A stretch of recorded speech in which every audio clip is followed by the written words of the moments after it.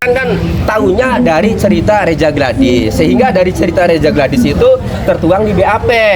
Nah, hanya saja dalam BAP mungkin tidak spesifik berdasarkan cerita dari Reza Gladys kan gini harusnya ya. Nah, itu hanya kurang itu saja. Tetapi kan sudah clear di persidangan tadi di tengah hakim bahwa tahunya itu dari Reza Gladys itu.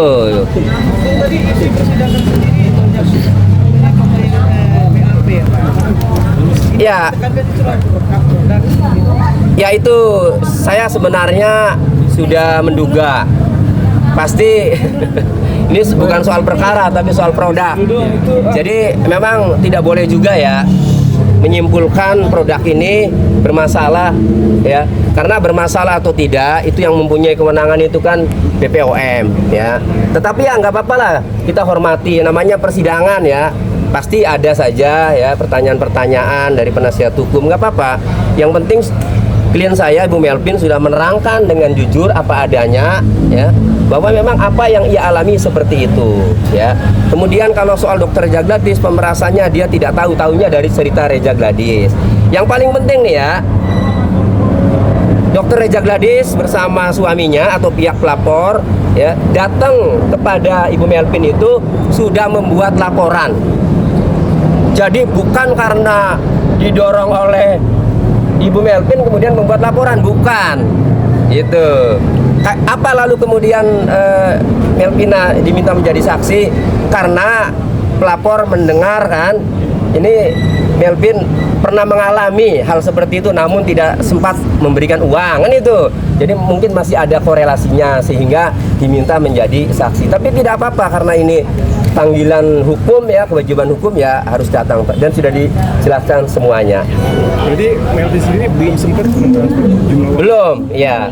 Yang beredar di chat ya minta 15M terus ditawar 3M ya, itu terakhir itu tidak sampai terjadi penyerahan uang. Itu. Ini panggilan pertama jadi saksi atau sebelumnya udah ada panggilan? Sudah ada panggilan. Ya, sudah ada panggilan. Melvin ini baru siapnya untuk hari? Ya, baru bisa hari ini karena sebelum-sebelumnya memang dia ada kesibukan, terus ada sakit ya, kurang sehat lah ya, karena kan dia pasca sesar ya. Gitu. Ada kerugian nggak Bang yang secara materi yang dia atas perbuatan? Nggak ada sih ya, karena tadi tidak sempat transfer kan, tidak jadi transfer ya, karena ditawar 3M itu tidak mau kan, ya sudah tidak jadi.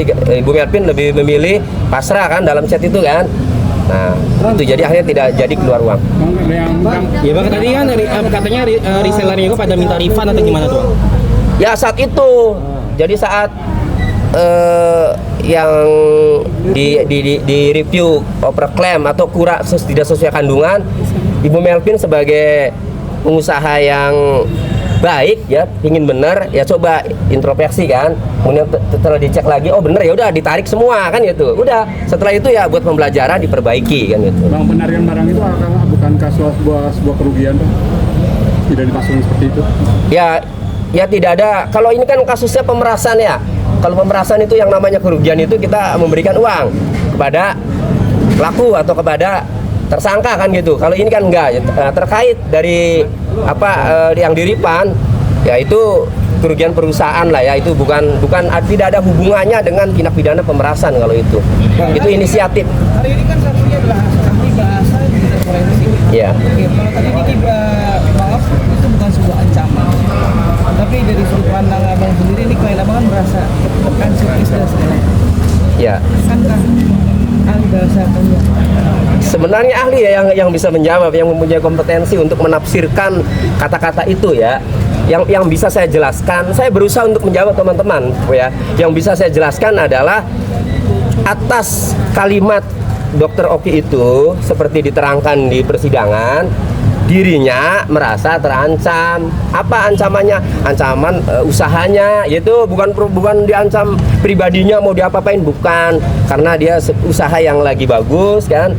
Kalau ada orang yang terus kan, apalagi nanti kalau kita sudah speak up tidak ada yang tidak hancur kan, sebagai pelaku usaha itu ini kok begini kan, merasa terancam usahanya, sehingga menerangkan di majelis hakim itu ancaman kan itu yang bisa saya jelaskan. Sempat psikolog ya Pak katanya Pak?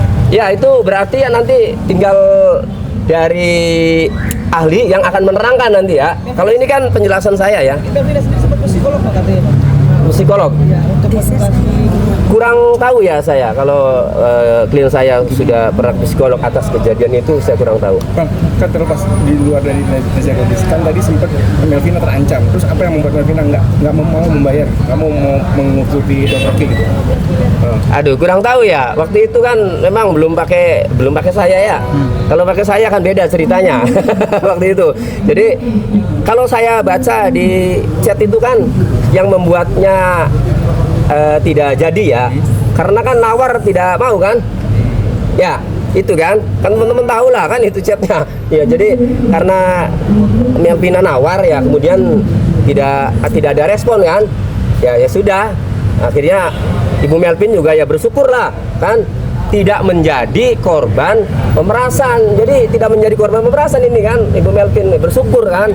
Dan alhamdulillah tadi kan endingnya bagus lah ya, itu endingnya bagus. Hanya saja kalau soal produk, oh ini bermasalah kan, yakin apa ini benar bermasalah, itu kan bukan kewenangan mereka yang pada menyimpulkan, biarkan saja kan. Yang menentukan bermasalah atau tidak adalah BPOM. Bang, tapi klien Abang pernah ketemu sama ini?